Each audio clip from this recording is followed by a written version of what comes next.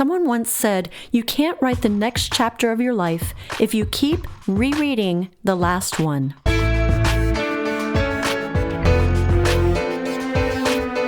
Welcome to the Brand New Me podcast. I'm Frances. And I'm Pam. And we are two women passionate about helping others thrive in life, not just survive. In each episode, we're going to find creative ways to offer hope for your future through our own life experiences. So join us every week as we learn together that we really can be a brand new me.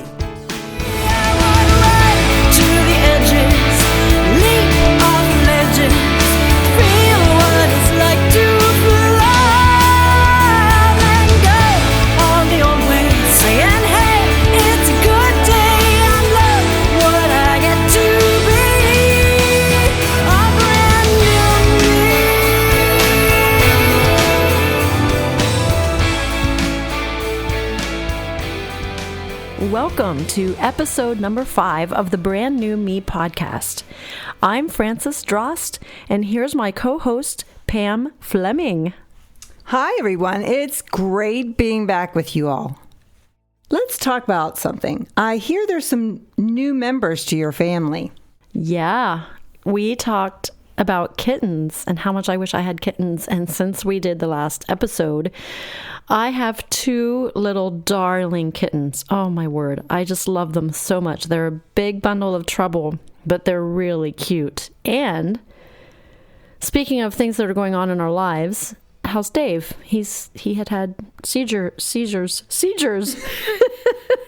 How is he doing? Dave is doing well. He is on seizure medication, and in a couple weeks, he's going to get this really crazy EEG. I can't say it, Frances. EEG test. They're going to put something on his head for 3 days and 3 nights that he has to wear, and that's going to tell them something that he needs to know. Okay, something on his head. Are we talking like Santa Claus hat, or is it going to be uncomfortable? These are things that wondering minds need to know. Well, I'm a wondering mind myself. I don't know. When I take him to his appointment, he comes home with this crazy thing on his head, then I'll let you know. Okay. Before we get into the content of this week's episode, I just want to give a shout out to Misty. She was the first person who emailed us in response to our podcast, and she gets a free book and free CD. And she also shared some content. I asked if I could share it with our audience, and she said, sure. She said, "Hi, Frances and Pam. Thank you so much for sharing your lives with us. I was so excited to see that you'd created the podcast. Frances, I wanted to let you know that since talking with you in December at King Street Church and being so inspired and encouraged by your album Brand New Me, I've been able to start leading an online small group called Live the Call with ladies from around the world. My group has grown so much since May that I'm now encouraging women in my group to start leading a second group for me.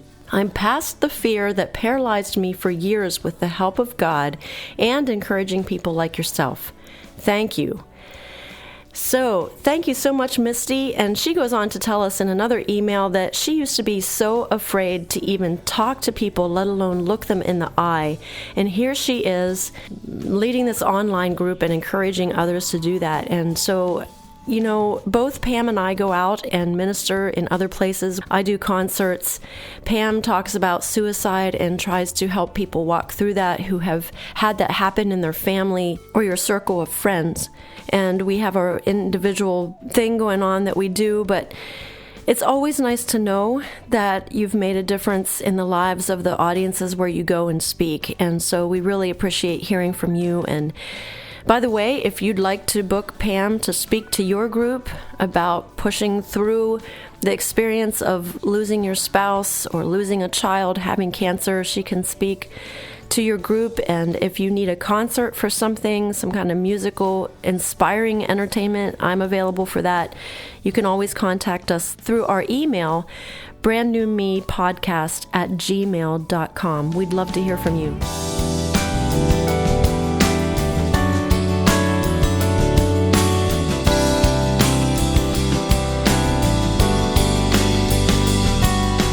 In the last episode, we focused on things we love about the present circumstances in our lives, since we think that's one of the keys to becoming a brand new me.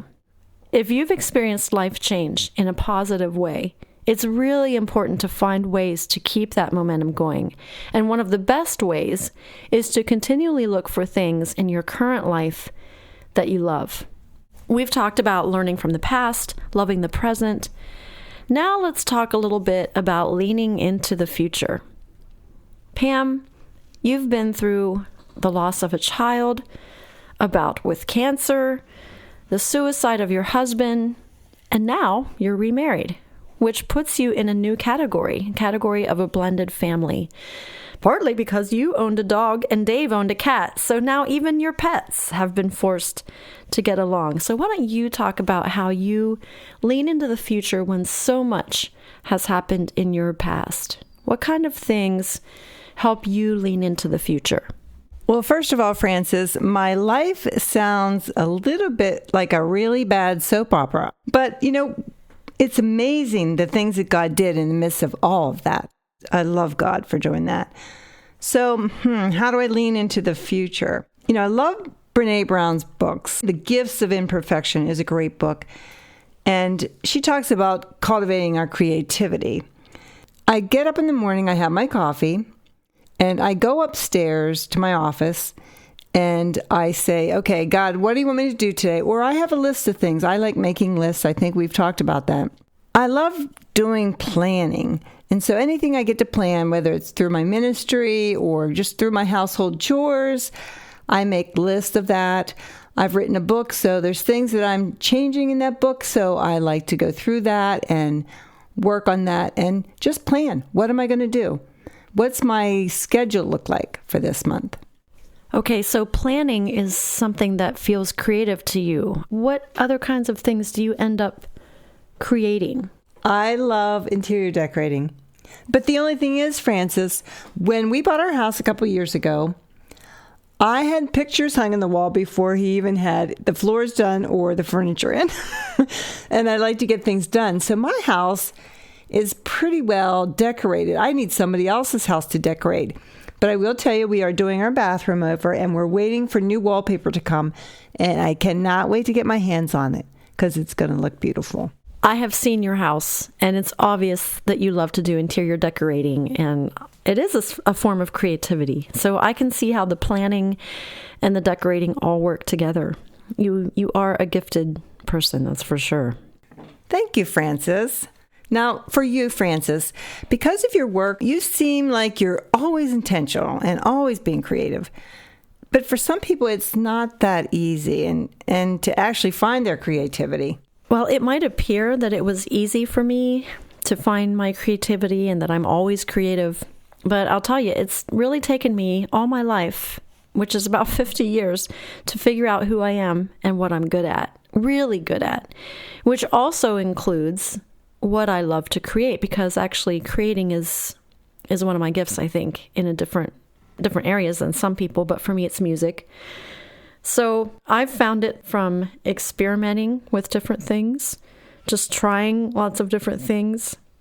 I also have found it by reflecting a lot and doing a lot of journaling and asking for feedback, intentionally surrounding myself with wise people who speak into my life and say, you are really good at this, or you're not so good at this.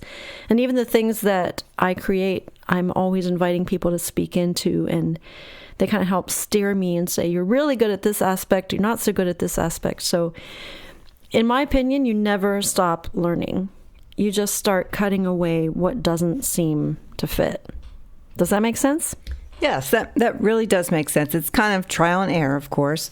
And I guess the next thing that we need to do to create is we need to be inspired. There are many days, to be honest, I don't feel inspired, but I work at it anyway. In fact, there's a book I love. I've read it many times, Stephen Pressfield's book, The War of Art, because he talks a lot in there about treating creativity as if you would treat a 9-to-5 job. I've had jobs like that, And you show up and you clock in whether you want to be there or not. So I've tried to learn to respect my own work as much as I respected someone else when they were my boss. I show up every day and do the work. I don't wait for inspiration because it's not always there, but I find once I get started, the inspiration comes. Now, he's talking from a writer's point of view because he's a writer, but I think that applies to any creative category. Interior decorating, painting, music, drama, all the arts. Anything where we bought into the myth that art is only done by inspiration and that it's actually not creative if you've thought it or planned it or worked hard on it. I think another step in finding our creativity is hang out with people that are like-minded, people that like the same things as you do. And we may say, well, I don't know anybody like that. Well, all you have to do is ask God, and he'll bring them into your life. It's even if you don't know what your creativity is, if you don't know what your gift is, we can ask God, and he will reveal it to us if we're willing to listen. And I think the last thing that we would need to do is to actually get out and do it. And that's really is the hardest part, because sometimes we may have so much fear about it, or we may even feel lazy. I mean, I've felt lazy before. And things are not created by not doing, things are created by doing. And maybe that's too hard of a word, Frances. That's a great word. It is harder to do than it is to say, that's for sure. So it sounds like you were saying that, first of all, find people that are like you. So hanging out with other interior decorators or people who are creative in that way, it does have a way of rubbing off on us. And I know in my little studio, I can start feeling isolated and alone. But if I start talking to other songwriters or people that are doing what I'm doing, there's just such camaraderie, and it helps you sift through what you love and what you don't love and who you are and what works for you, what doesn't work for you, just by rubbing shoulders with other people. So I like that idea.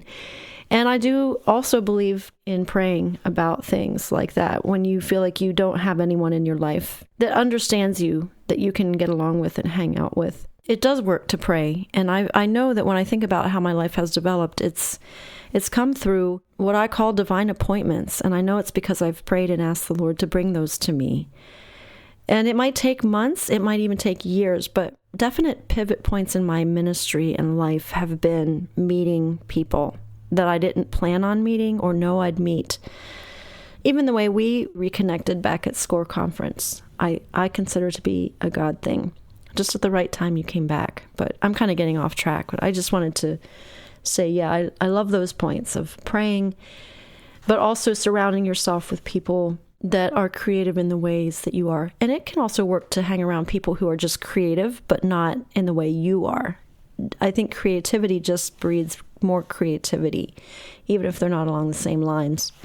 And once you know your gift and you've tried things and experimented, then yes, do it. Get up whenever you get up and start doing it.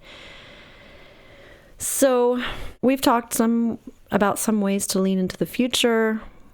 What are your thoughts on the balance between loving the present and yet leaning into the future? I think I would say that we don't want to focus so much on the future and what you think is going to happen, but try to live every day like it's today. It's an important day today. And then I think all your future aspirations, any dreams you have, they will happen. Don't pressure yourself to get things done. Don't pressure yourself to have the future come to pass when it may not be God's timing. What is some of the things that help you lean into the future? Well, I'd say in a simple list, goal setting. I love to set goals. Are they measurable? Are they attainable? Not just, I want to make more money next year. Well, how much money do you want to make? And how are you going to go about doing it? So for me, that might be, this is exactly how many bookings I want to try to get. Then I can measure it and say, how am I doing? I guess we need to stay wide open to opportunities that help lead us to our goal. And maybe not shut doors that we shouldn't shut. My feeling is always, God will open the door or he will shut the door. But I feel like we always need to try to walk through it. I agree. I think I'd also say that maybe to contradict that in a positive way, once you know who you really are and what you want your future to be, I think you become less quick to say yes to every opportunity. And because I could fill my life, I think, with opportunities. So I just think the contrast to that is figuring out who I am, what it is I'm doing, what I want to do with my future, and then setting those goals and sticking to it. I want to be sure that I'm busy about the things that I really want to be busy about. So I'm careful about saying yes to every opportunity, and I get what you're saying. But I think as you get older, I think you'll agree, you start learning to say no to the things that aren't taking you where you want to go. Am I right? Absolutely. When I was younger, I was definitely a definite people pleaser. And I love to please people, but I have come to a place in my life where I actually can use the word no. And it does feel good, doesn't it? It does feel good. So I guess I'd say another thing that helps me lean into the future is reading and listening to motivational books, speakers, and podcasts. Things that help me lean into the future. People that are continually I call them a virtual coach. They're not with me in the room, but when I read their writings and I listen to their voice and I listen to what they've done to move into the future, I feel positive. I feel hopeful. And I end up coming back from my walk and listening to those things going, you know what? I'm so glad I get to do this today. And I can tell when I've stopped listening or reading for too long of a period of time because I start to feel hopeless and overwhelmed. But if I keep feeding my brain and soul with positive reinforcement about where I want to be in the future, I have plenty of energy then to lean into my future. And I like what Charlie Tremendous Jones said. You are the same today as you'll be in 5 years, except for two things, the books you read and the people you meet. It kind of goes along with what you said, like-spirited, like-minded people. So I like to try to meet as many people as I can everywhere I go. More and more, I get to be around authors and speakers because of the music opportunities that I do. And I take that as a real privilege, and I learn from them, and I want to rub shoulders with them. And I will ask them for their autograph, not because I'm such a groupie necessarily, but them signing their name is an intersection in time between my goals and hopes and what they've done in their life, and their autograph on their work is a symbol to me that I can do it. If they're saying to me, if I did this, you can accomplish your dreams and your goals too. I know what you're saying about having outside sources to spur you on. I would have to say one of mine are my friendships and the connections I make with people. My friends are so encouraging to me, and that really is what keeps me going, because they're always encouraging me to move on, move forward, do this, do that. And that makes me excited about living and excited about the things that I'm doing. That is part of the purpose behind this podcast, connecting you, our listeners, to others who have experienced things that Frances and I may not have experienced, so that we hear from a wide range of people and experiences, and hopefully finding some stories that are similar to your stories and that will offer you hope. So we want to know, what topics would be helpful to you? We'd love to hear from you. Email us at brandnewmepodcast@gmail.com. That's brandnewmepodcast@gmail.com. We have a very special guest coming up next week. I am so excited. We went to Nashville to do next week's interview, and I think our listeners are going to enjoy next week, Pam. I know. I can't wait to tell everyone. But we want it to be a surprise, so don't tell. Oh, well, then you know what, Frances? We better wrap this up because I'm going to spill the beans. So, Frances, how about if you give us a tip for leaning into the future? I would love to give a tip for leaning into the future. And I'll start by giving a quote, and I don't know who said it. It's anonymous. Someone once said, "You can't start the next chapter of your life if you keep rereading the last one." So I say, shut the last chapter of your life and open a new one. And it's not that you tear up the last chapter and throw it away. Just don't keep rereading it. And I do that by sitting down, picking one area you want to change, and write where you'd like to be 1 year from now in that area. So kind of like you'd write a chapter of a book. Write a chapter title, an objective statement, and then a detailed plan. So I did this morning, knowing we were going to do this podcast today, just as an example. It's a true example, one that I'd like to accomplish in my life. So here's the chapter title for my new chapter. I want to be fit, trim, and happy. And I know that when I eat well and exercise, that leads to feeling better and being happy. So 1 year from now, I want to have lost 15 pounds by continuing to implement healthier choices in my daily eating and following an exercise plan. And I'll do that by 3 things. 1, prayer, because I really do believe you can't accomplish much without prayer, and we've already talked about that, but frequently I ask God to help me with my eating and my exercise. And then number 2, exercising through ways I know that I like to exercise: walking, jogging, jump roping, ice skating, yard work, and do that at least a minimum of 5 times per week. And then number 3, eat smaller portions at meal times and use fruit and nuts as snacks during the day and not eating anything after 8 at night. Wow. If I can do that, I know I've done it before, and I know that I'll lose weight and I'll feel better. It's doing it that's hard, but that's one of the ways I'd like to lean into the future. That's a new chapter I want. How's that? Well, that sums it up. So we'll see you next week.